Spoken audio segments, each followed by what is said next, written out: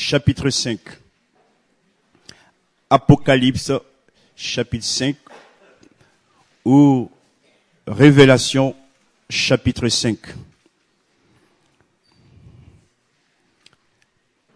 Apocalypse, chapitre 5. Nous lisons: « Puis je vis dans la main droite de celui qui était assis sur le trône un livre écrit en dedans et en dehors, scellé de 7 sceaux. Et je vis un ange puissant qui criait d'une voix forte: qui est digne d'ouvrir le livre et d'en rompre les sceaux? Et personne dans le ciel, ni sur la terre, ni sous la terre, ne put ouvrir le livre, ni le regarder.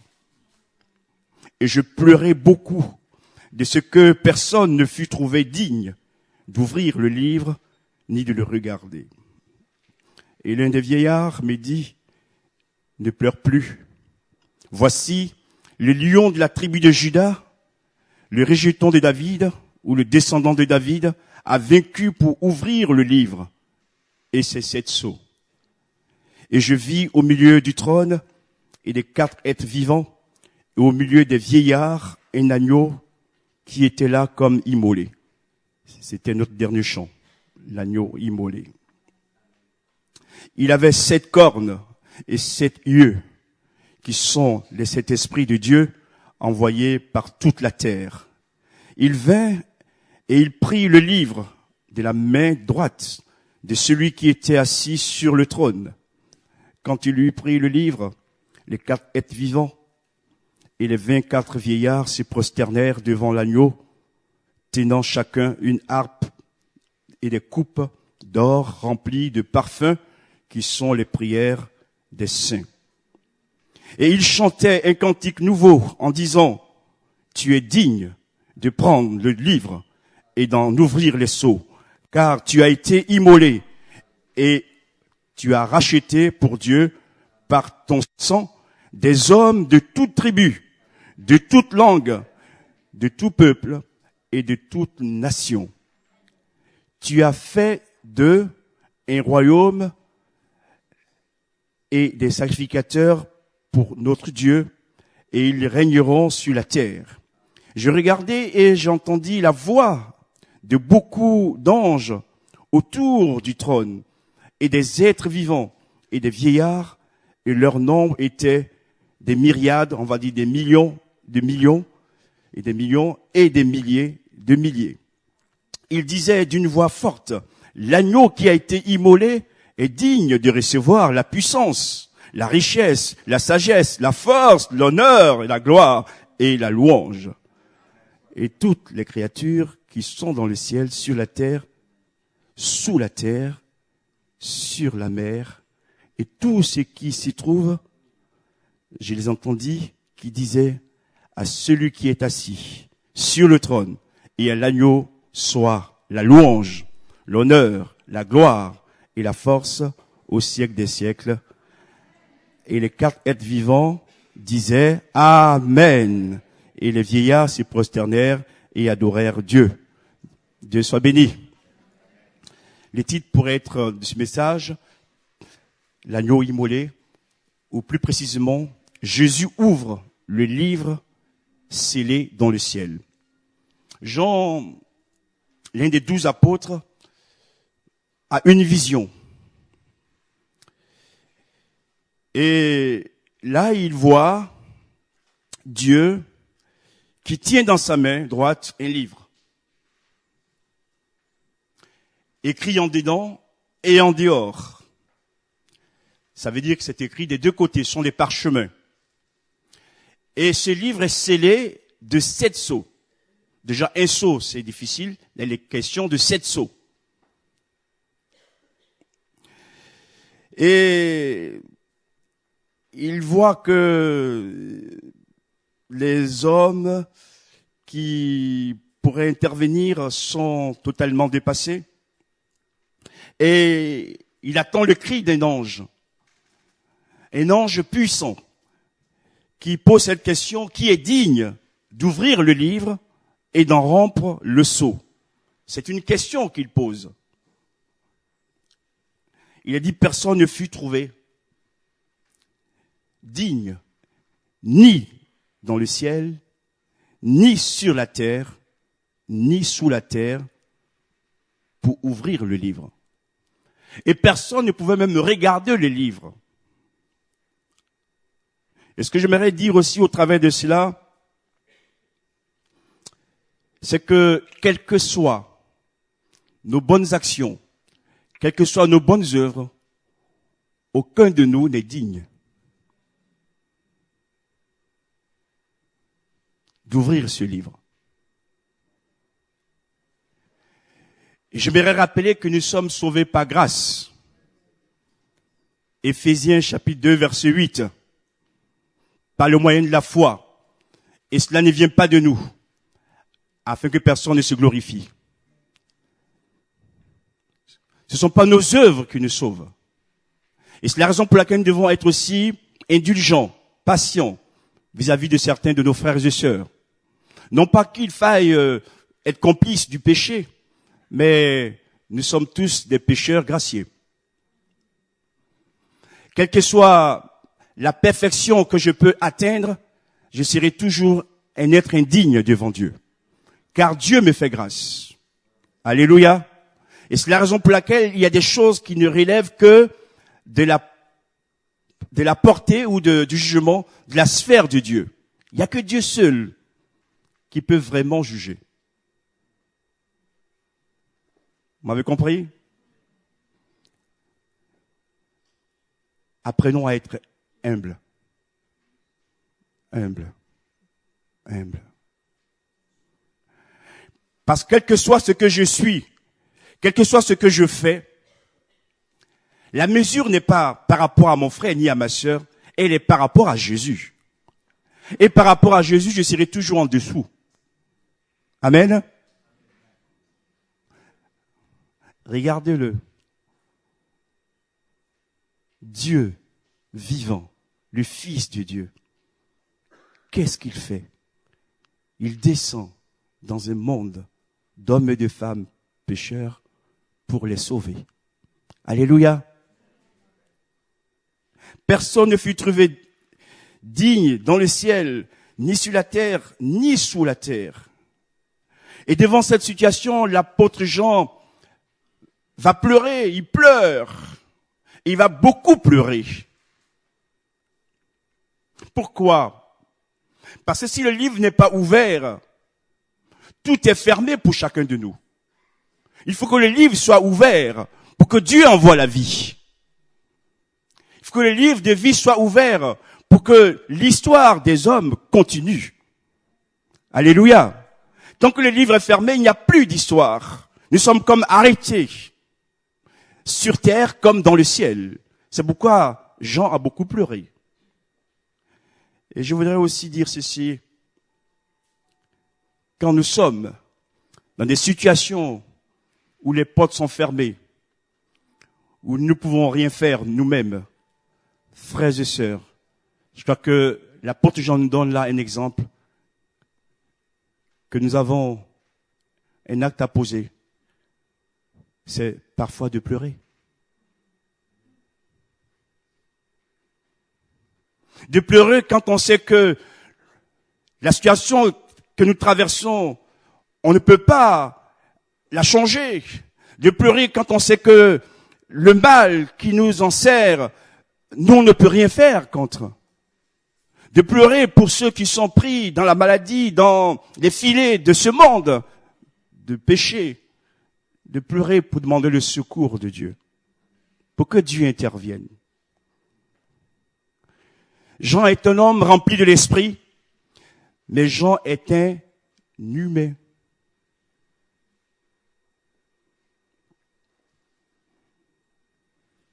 Vous savez, parfois au milieu de nous, il y en a qui sont très, très, très spirituels. Et au niveau des sentiments, il n'y a rien. On dirait qu'on a affaire à des robots. Non. Jean, le grand apôtre, pleure. Il pleure parce que dans la vision, il voit ce qui va se passer. Et il s'engage, corps et âme, et avec son corps dans ce combat. Est-ce que nous pleurons quand on voit la multitude d'âmes perdues? Est-ce que nous pleurons quand notre vie, au lieu d'être ouverte aux choses de Dieu, est fermée? Seigneur, ce matin, par ton esprit, parle à chacun d'entre nous. Amen. Non seulement personne ne pouvait ouvrir le livre, mais personne ne pouvait même le regarder. Le regarder.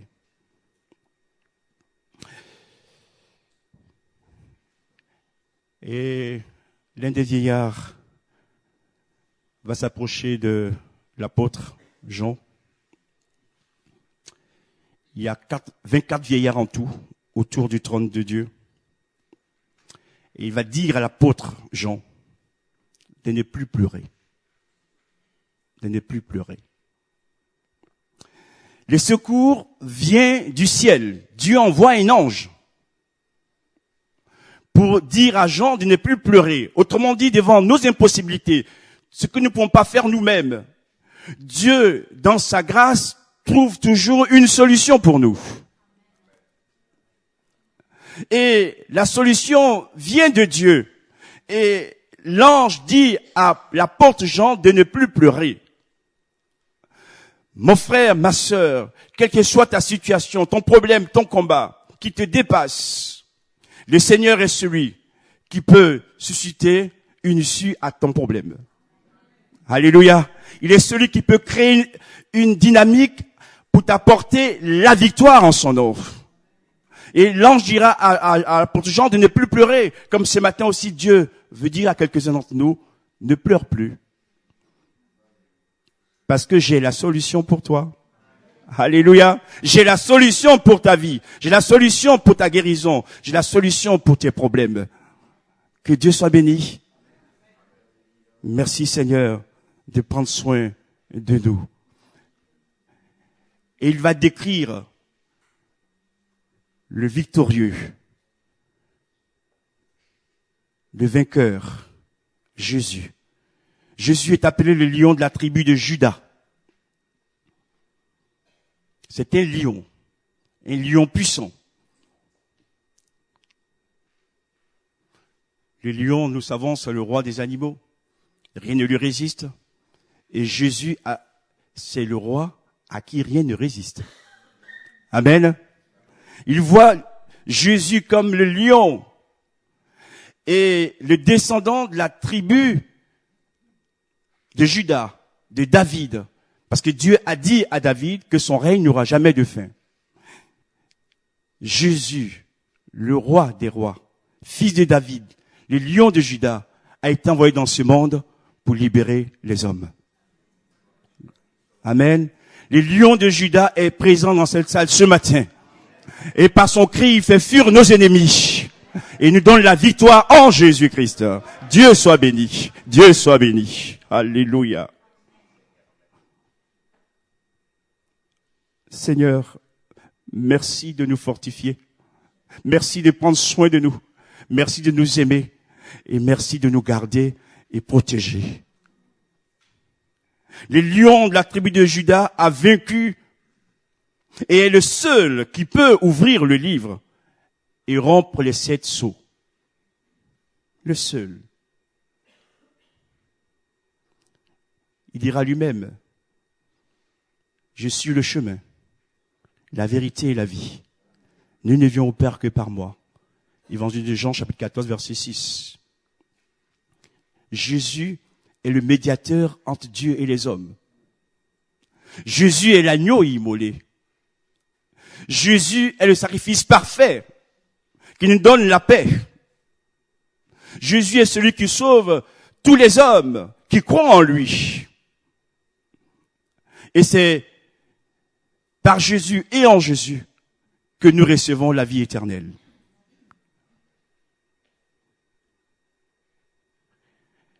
Et après, il va voir cette vision où il voit un agneau comme immolé au milieu des 4 êtres vivants et des 24 vieillards.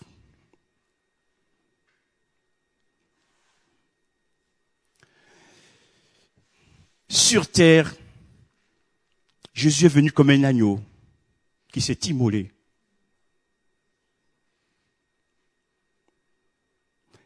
Quand il repart dans le ciel, ce n'est plus l'agneau immolé, c'est le lion de la tribu de Juda. L'agneau immolé nous parle de la mort. Les lions nous parlent de la résurrection. Jésus s'est fait faible pour qu'on soit fort. Il s'est fait pauvre pour qu'on soit riche. Mais c'est là, il a fait par amour pour nous. Et après la résurrection, il reprend sa nature de toujours. C'est Dieu, fait homme. Mais c'est celui à qui rien ne résiste. C'est celui qui a reçu l'autorité suprême dans le ciel et sur la terre. Amen. C'est pourquoi au nom de Jésus, tout genou fléchit. C'est pourquoi au nom de Jésus, nous sommes exaucés. C'est pourquoi au nom de Jésus, les démons fuient. Pourquoi au nom de Jésus, les malades sont guéris. Au nom de Jésus, les âmes captives sont délivrées. Au nom de Jésus, nous recevons la paix. Cette paix que le monde ne connaît pas. Cette paix qui est durable parce qu'elle vient depuis le ciel. Ce matin, Seigneur, répand sur nous des fraîches ondées divines. Nous avons besoin d'être ressourcés, d'être restaurés, et qu'à lui soit toute la gloire. Cet agneau immolé avait 7 cornes. Les cornes dans la parole de Dieu parlent de la puissance, parlent de l'autorité. Et le chiffre 7 ici signifie que l'agneau a une puissance et une autorité infinie. Une autorité parfaite, sans limite. Il a aussi 7 yeux. Les yeux lui permettent de voir tout, de savoir tout. Jésus sait tout de nous. Même ce que nous cachons aux autres, Jésus le sait. Et il voit tout. Et quand il parle de 7 yeux, ça pour dire que partout où nous allons, ses yeux sont toujours présents pour nous voir. Même dans la nuit la plus sombre, Jésus voit encore clair. Et ce matin, nous voulons dire, Seigneur, parce que tu vois tout, tu sais tout de nous. Nous voulons craindre ton nom. Nous voulons te respecter. Et ne pas être des religieux ou qui vivons dans l'apparence. Mais nous voulons que réellement notre conversion soit totale. Alléluia, pour la gloire de Jésus. Il est question aussi de cet esprit.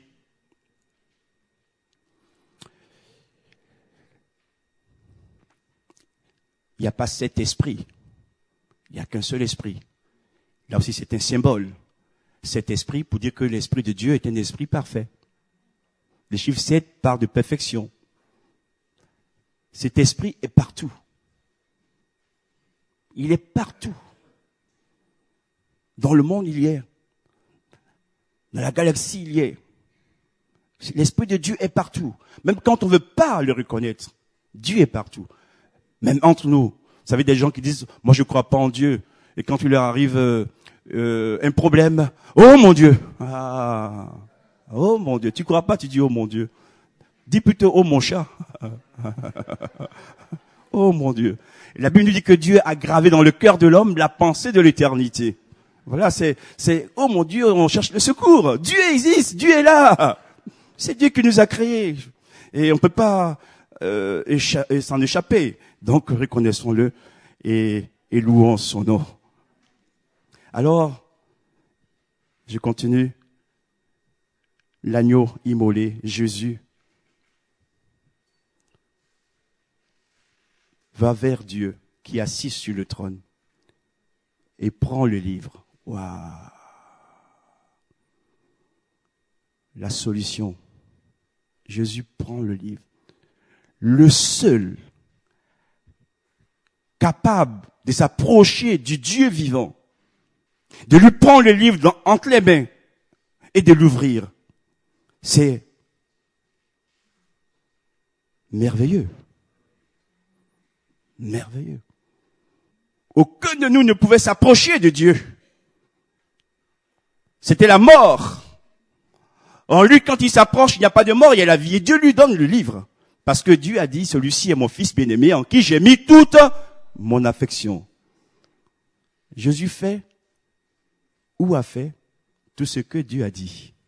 Il est le seul qui a pu dire cette parole. Tout est accompli. Gloire à Dieu. Jésus a accompli à la fois la loi, les prophètes. C'est pourquoi il nous fait entrer dans la grâce.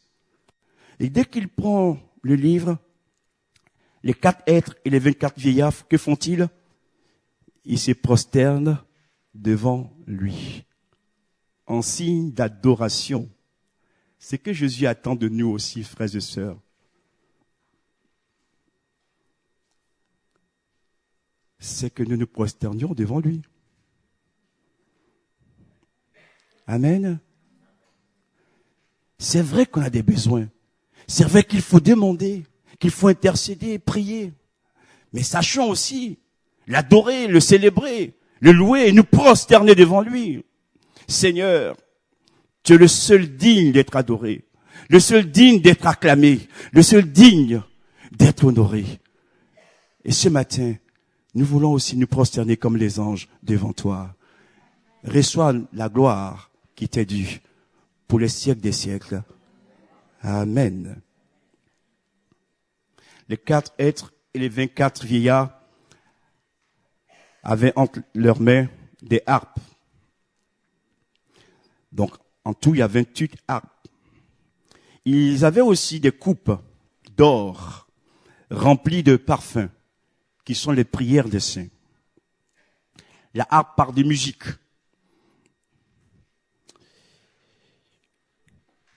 Les coupes d'or de la royauté de Dieu. Et dans ces coupes, il y a du parfum ou des parfums. Et il est dit que ces parfums, ces coupes d'or remplies de parfums, étaient la prière des saints. Je vais encourager quelqu'un ce matin. Nos prières sont recueillies par Dieu dans sa coupe d'or. Alléluia.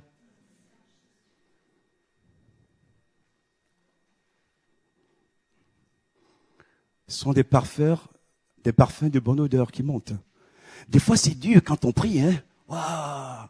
Mais mon frère, tu es en train d'accomplir quelque chose de grand. Ta prière n'est pas perdue. Ta prière monte jusqu'à Dieu. Et elle est recueillie dans sa coupe d'or avec des parfums pour dire, oui, j'aime ta prière. Oui, j'aime ta voix. Il est celui qui nous exauce. La prière ou le parfum veut dire aussi, frères et sœurs, que lorsque nous prions Dieu, venons avec du bon parfum. Vous m'avez compris? Nos prières doivent être parfumées.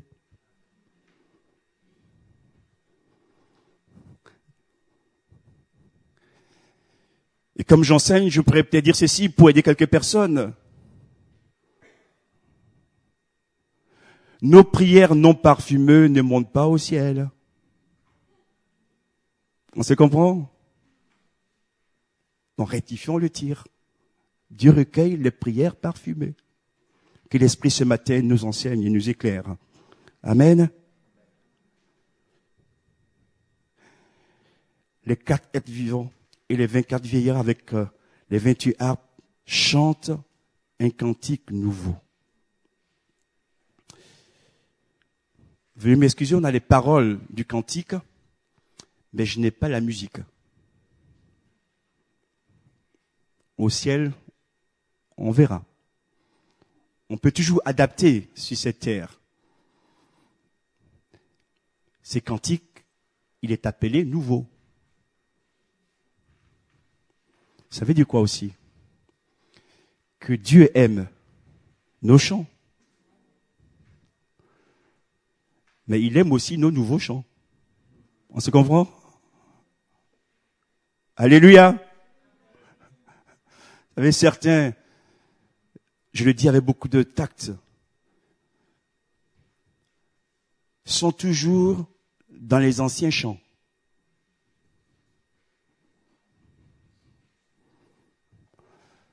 Et je vais peut-être aussi aller un peu plus loin. Chant, C-H-A-N-T-S, mais chant aussi, C-H-A-M-P-S. Il y en a qui cultivent des anciens chants. Passe à ton nouveau chant, mon frère. Et avance. Avance. Et avance. Un chant nouveau pour Dieu. Alléluia. Quelle musique. Et ils disent, tu es digne de prendre. Verset 9. Et ils chantaient un cantique nouveau en disant, Jésus, tu es digne de prendre le livre et d'en ouvrir les sceaux, car tu as été immolé et tu as racheté pour Dieu par ton sang des hommes de toute tribu. Quelle révélation! De tout peuple et de toute nation. Amen. C'est pourquoi des fois je le dis dans mes prédications. On ne peut pas être chrétien et être raciste. Il y a un problème, hein? C'est Dieu qui choisit. Alléluia. N'oublions pas que nous étions, nous, des païens, loin de Dieu. Il n'y avait qu'un seul peuple, le peuple d'Israël. Et par Jésus, Dieu a fait tomber le mur qui nous séparait avec les Juifs et les Hébreux pour en faire un seul peuple. Et aujourd'hui, frères et sœurs, ce qui est magnifique, c'est que on n'a plus besoin de faire le sabbat ou d'autres fêtes rituelles. Tous les jours est une fête. L'Esprit de Dieu habite en nous. Gloire à Dieu. Et tous ensemble, nous pouvons entrer dans le lieu très saint. Gloire au Seigneur. Réjouissons-nous, frères et sœurs, pour tous ces cadeaux que Dieu nous a faits, pour cette unité qu'il a créée par son esprit au milieu de nous et au sein des peuples et des tribus. Je poursuis.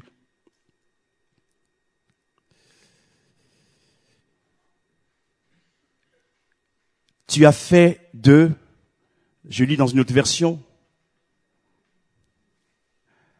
un royaume, mais ce qui est plus précis, c'est que tu as fait d'eux un peuple de rois.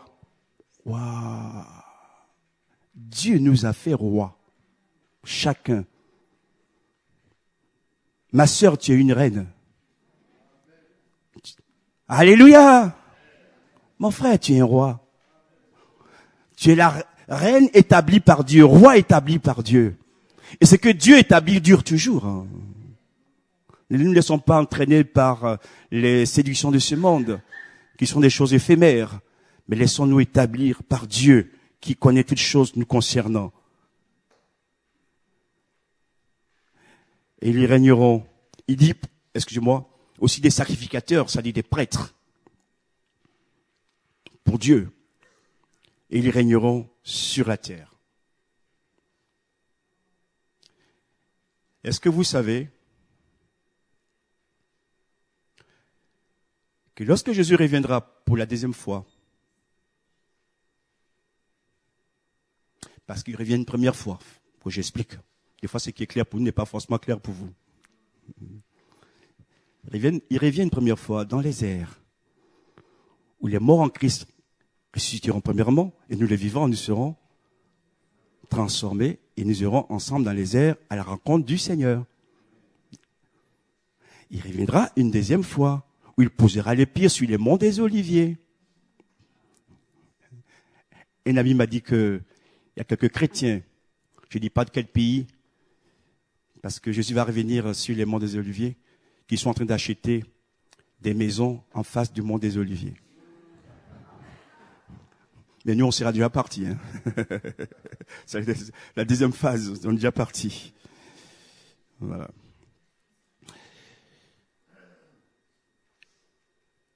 Et nous régnerons sur la terre pendant 1000 ans. 1000 ans de règne. Mais avec un corps glorifié. Alléluia. L'heure tourne, donc j'avance. Je regardais, verset 11, et j'entendis la voix de beaucoup d'anges autour du trône, et des êtres vivants, et des vieillards. Et leur nombre était des myriades, des millions d'anges, des milliers de milliers d'anges qui étaient autour du trône de Dieu et de l'agneau, avec les 24 vieillards et les 4 êtres vivants. Et il disait d'une voix forte, l'agneau qui a été immolé est digne de recevoir la puissance, la richesse, la sagesse, la force, l'honneur, la gloire et la louange. Quel choral! Waouh! Quel choral! Quel choral! Et un jour viendra où nous allons participer aussi à cette chorale. Gloire à Dieu. Des millions de sauvés.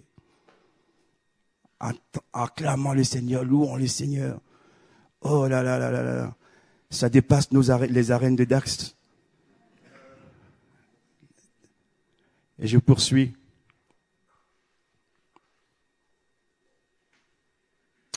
Verset 13. Et toutes les créatures qui sont dans le ciel, toutes les créatures, dans le ciel, sur la terre, sous la terre, sur la mer, et tout ce qui s'y trouve, tout ce qui respire, hommes, animaux, etc., je les entendis qui disaient, à celui qui est assis sur le trône et à l'agneau soit la gloire, la louange, l'honneur, la gloire et la force au siècle des siècles. Amen. À la fois, vous avez les anges qui louent le Seigneur, avec les 4 êtres vivants et les 24 vieillards, et de l'autre côté, vous avez les créatures aussi qui entendent derrière. C'est magnifique. Alléluia.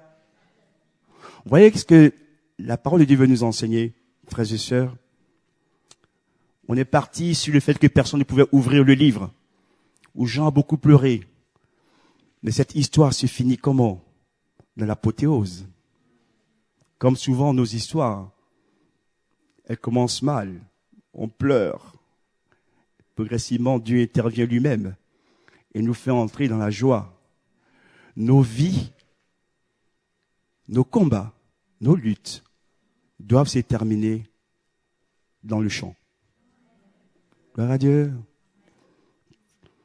Malgré les coups que nous recevons de l'adversaire, nous terminerons et ne cesserons jamais de chanter Dieu pour lui dire notre foi et notre amour. Je termine. Et les 4 êtres vivants disaient Amen. Et les vieillards se prosternaient et adorèrent. Seigneur, ce matin, à toi soit toute la gloire. À toi soit la puissance. À toi soit l'honneur. Oh, tu es digne, agneau de Dieu. Toi qui nous as libérés des ténèbres, qui nous as sauvés. Toi qui as écrit nos noms dans ton livre de vie. Ce matin, Seigneur, oui, ici même nous passons par l'épreuve, nous voulons croire que tu nous accordes encore à la fin la joie, la délivrance et le chant. Que le chant de Dieu nous anime. Alléluia. Ce matin, Seigneur, donne gloire à ton nom.